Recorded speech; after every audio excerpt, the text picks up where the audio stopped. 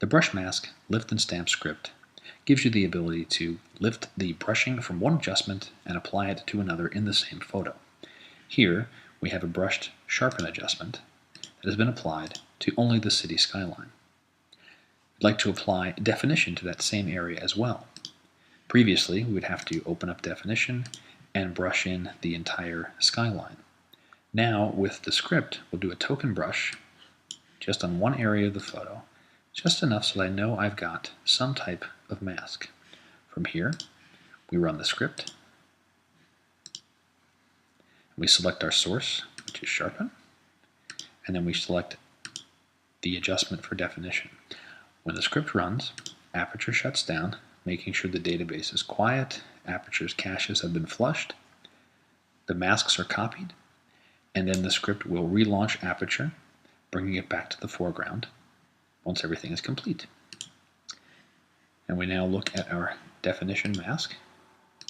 We can see that it is the city skyline. The script works with any adjustment that can be brushed in, and when you couple it with Aperture's invert mask function, you can very quickly get creative control over your entire photo.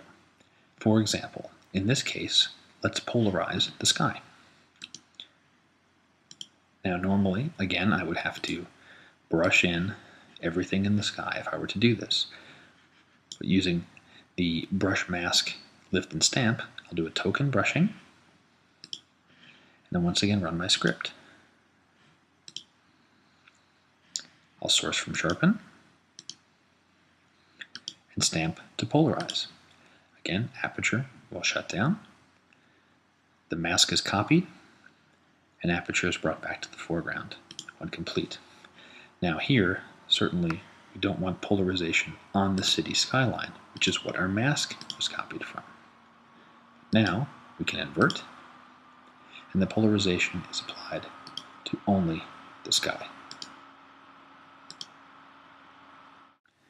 Exiting and restarting Aperture is time-consuming.